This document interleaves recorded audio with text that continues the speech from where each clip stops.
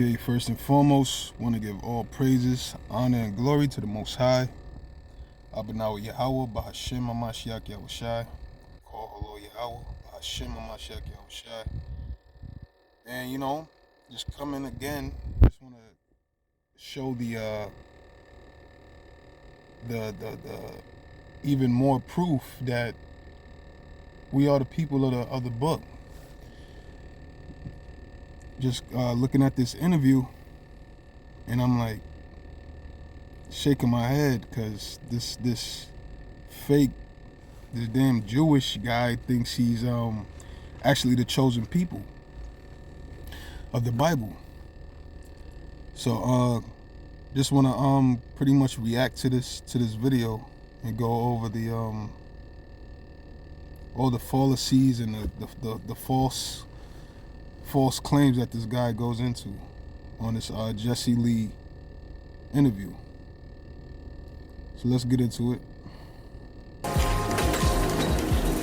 They seem to get rich. Well, at least I think I know. Wherever the Jews set up, it doesn't matter if there are a few of them, a whole bunch of them, they seem to get rich. What's the secret to the Jews getting so much wealth? So that's strike number one, right?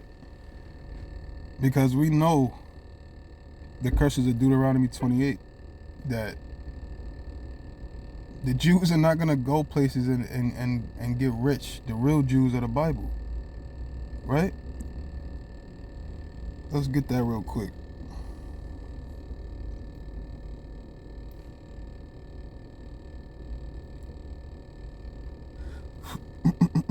If that was the case,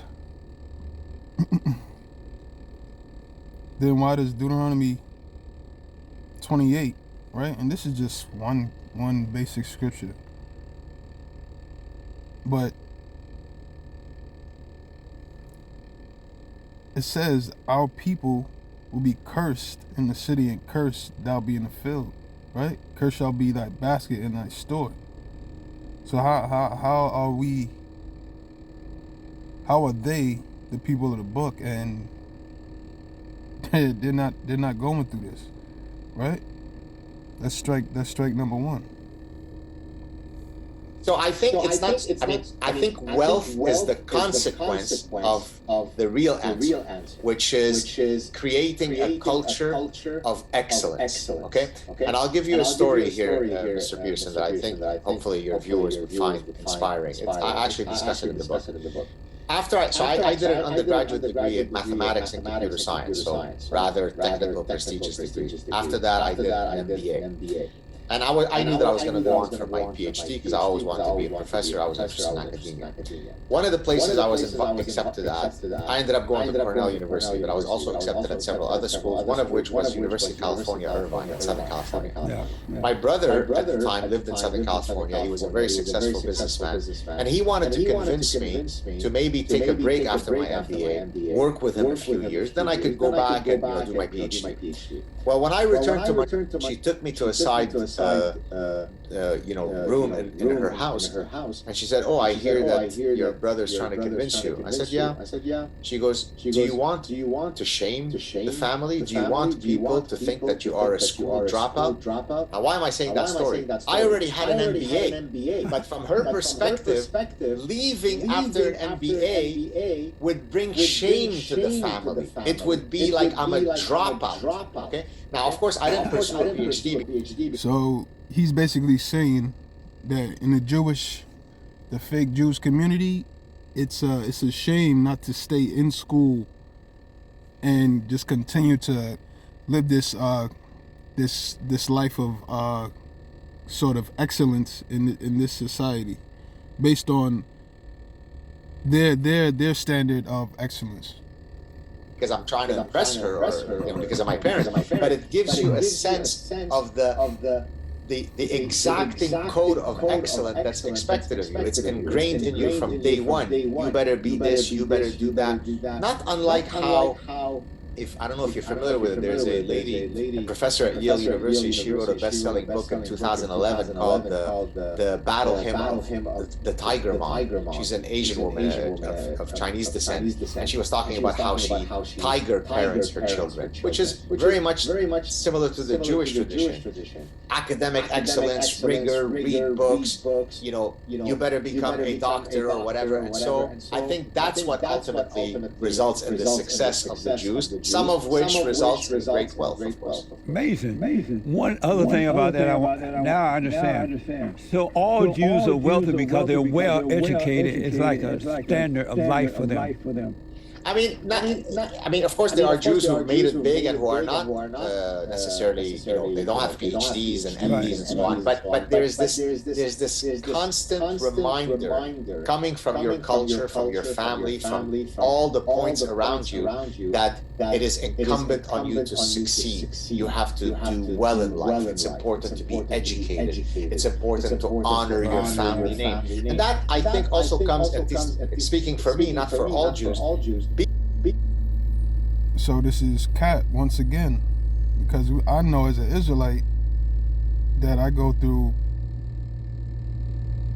this curse right here, right? All of this, your mom is looking out for the best for you, and your daddy's there, and they pushing the family's, lineage, legacy of prosperity. My people don't go through that, right? Deuteronomy 28:54, so that the man that is tender among you and very delicate, his eye shall be evil toward his brother, right? And his wife, toward the wife of his bosom, and toward the remnant of his children, which he shall leave. So I don't know where this guy is getting this, that the Jews are so well endowed in the family structure, because we're not, right? Not only that, the mother, right? Verse 56, the tender and delicate woman among you, which would not venture to set the sole of her foot upon the ground for delicateness and tenderness, her eyes shall be evil toward her husband of her bosom, and toward her son, and toward her daughter, and toward her young that cometh out from between her feet. So this tiger mom comparison that he's talking about is now what the real Israelites, biblical Israelites, will be going through, right? But the fake ones, right, that the Lord reveals to us in Revelations, they would be the ones prospering, because pursuing Job 9:24, the earth is given into the hand of the wicked, right? Let's just get those real quick.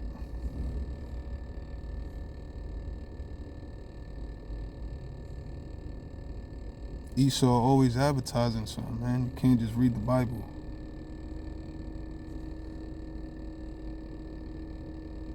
The earth is given into the hand of the wicked. He covereth the faces of the judges thereof, right? So they covering our faces, the true Israelites of the Bible, so they can push the agenda, right, of being the chosen people, right? Because the Lord told us all this will happen. That's why he left us all this history, because he knew we would remember ourselves in the land of our captivity. Revelations 3:9, behold, I will make them of the synagogue of Satan, which say they are Jews and are not, but do lie. Behold, I will make them to come and worship before thy feet, and know that I have loved thee. Right? So that's the inevitable truth. That's what's gonna happen. Right? And although this time right now, of course, it doesn't feel good, right?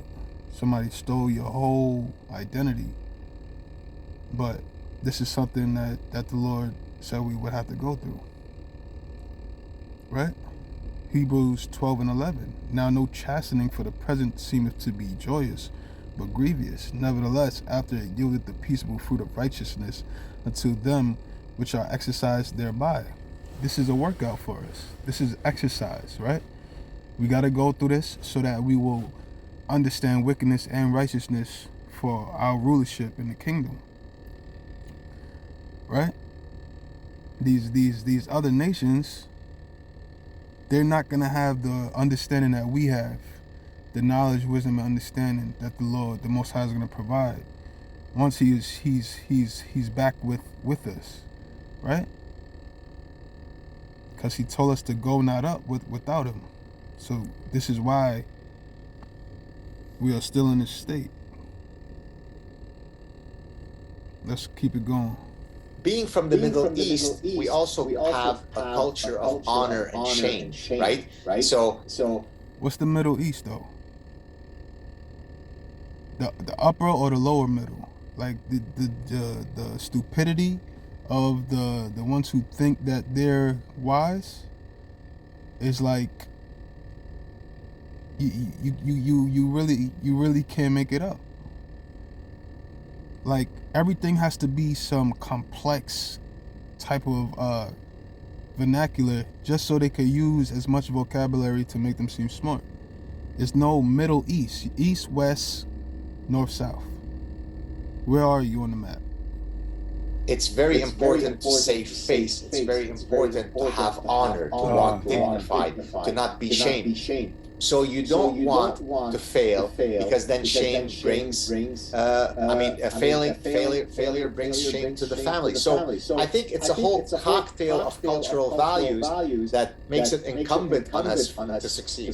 When I was growing up, blacks had the same mentality, and I grew up in Alabama under Jim Crow on a plantation, but they had that sense of family shame. You couldn't, if you got pregnant out of wedlock, you have to get a shotgun wedding, or you have to go and hide if a woman did that. Or you can't be begging, you can't be weak, you have to buy land, you have to work. And they had that shame prior to the Civil Rights Movement, but after that they lost that shame. And so what Jesse Peterson is talking about is exactly what our people, tradition and custom, which is why Joseph hid Mary, right? Because it was a custom to go through a ceremony, right? Or you were looked down upon. But that does not mean, that was not how you annul a marriage. Marriage was annulled by intercourse. So once you had intercourse, pursuing Genesis, pursuing Matthew, you would pretty much be married, right?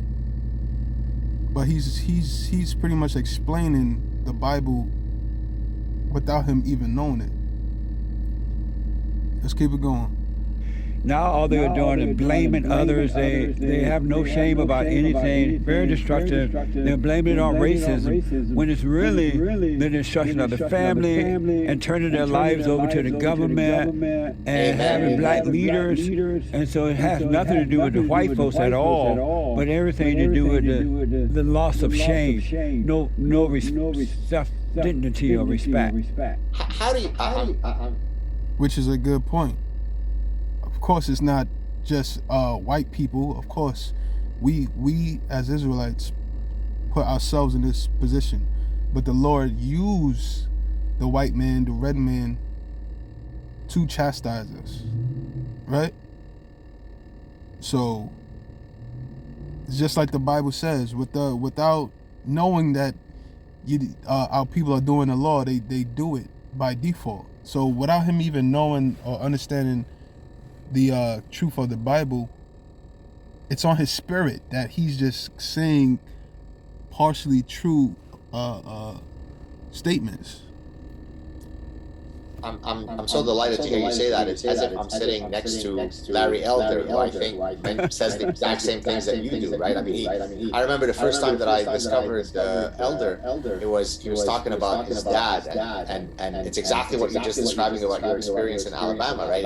It's a dignified man. I'm going to do whatever I need to do, right? He always says, you get out of life what you put into it. That's dignified. That's walking tall, right? In Arabic, you say it's having sharaf. Sharaf means you have a strong personhood. So let me ask you a question, if I may.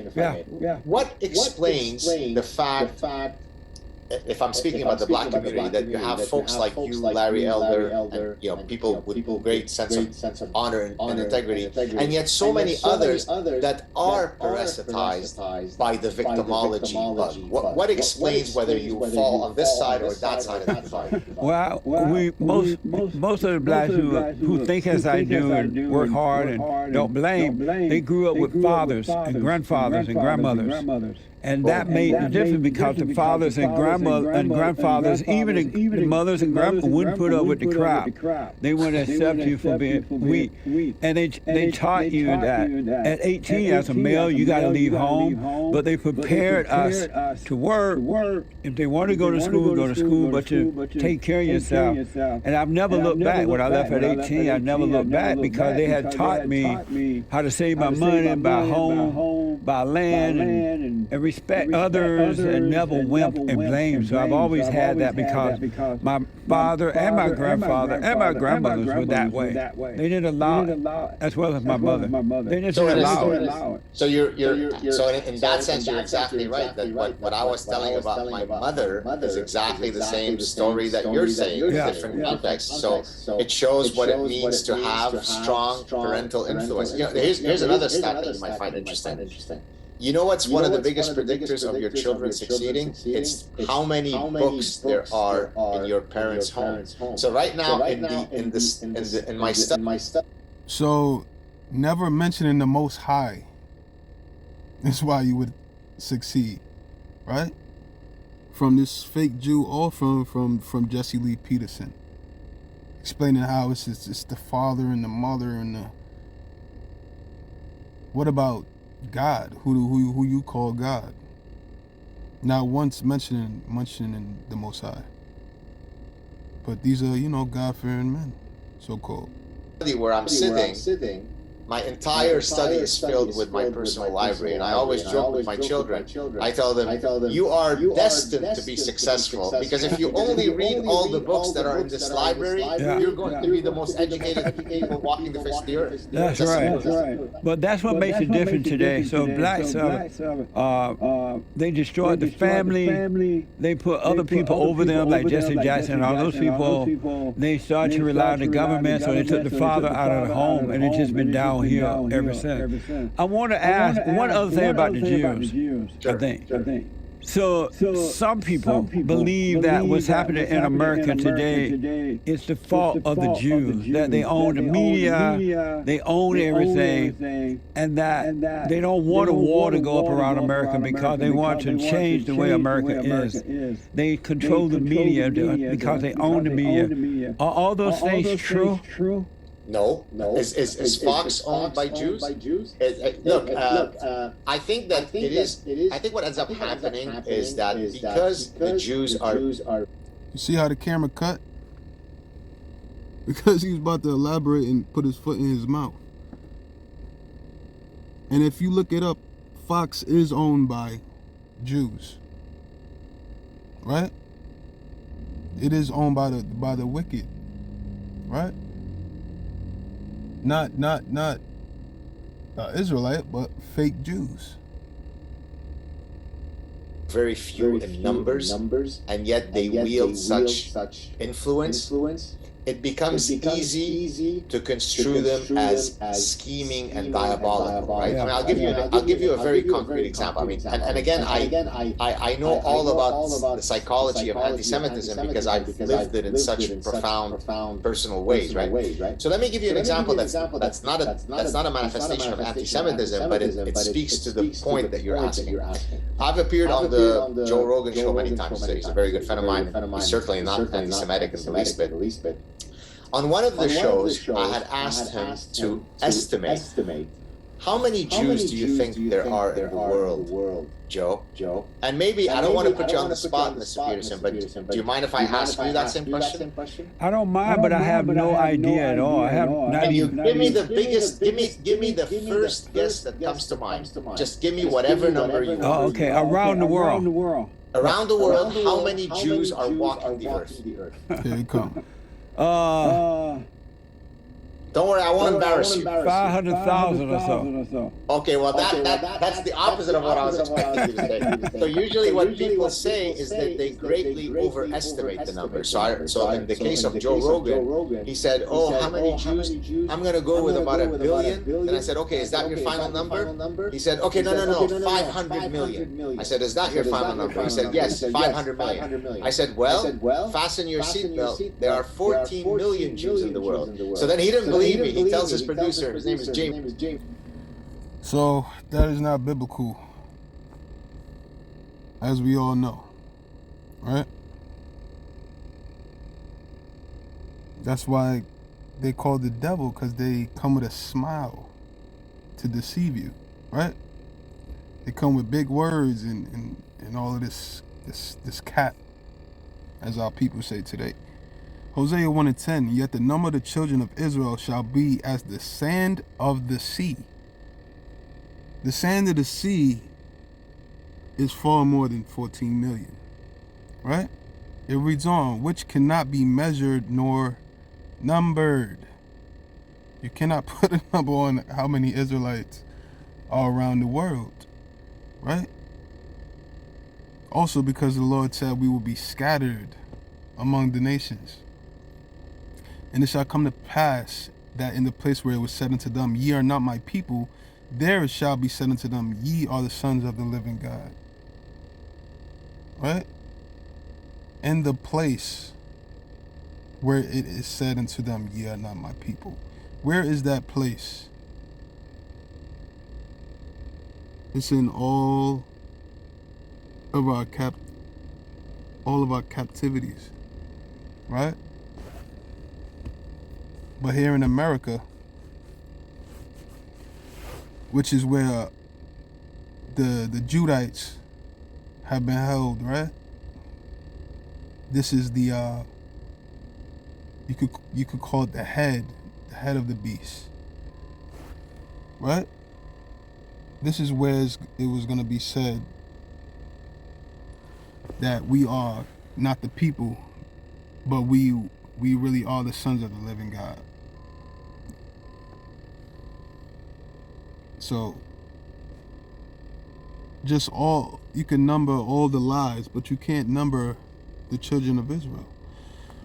So then he didn't believe me. He tells his producer, his name is Jamie. He goes, Jamie, I don't believe that BS. Check it. And then he checks it and he comes back. He goes, God damn, you're right. Now, why am I saying all this? Because most people greatly overestimate how many Jews there are. Because how come those bastards are leading Hollywood and leading Nobel Prize winners? Well, that's what we talked about earlier. It's because why does the Bible say different? Right?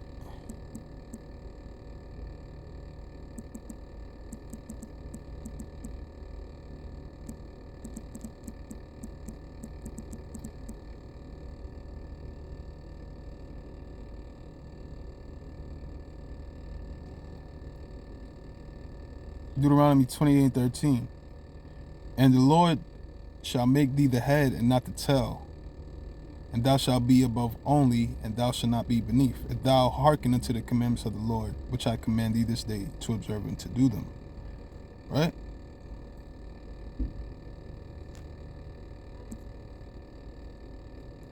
That's if we hearken. But if we don't hearken, we're going to be the tail.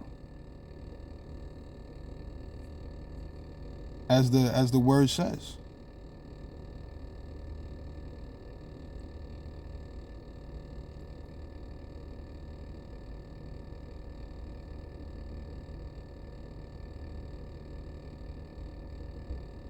So all of this, where the Jews are leading in society, it's not biblical, right? Deuteronomy 28:29, and thou shalt grope at noonday as the blind gropeth in darkness, and thou shalt not prosper in thy ways. So if we're not prospering in our ways, how are we the Jews, the most wealthiest people? Because those are not the Jews. and thou shalt be only oppressed and spoiled evermore. Only oppressed. Right? So he's saying they're the least in numbers, but the most wealthy. Right? And no man shall save thee. So this is the power of the word. It's a living book to show you the truth at all times. Because in the last days, times will be perilous, as the Lord said.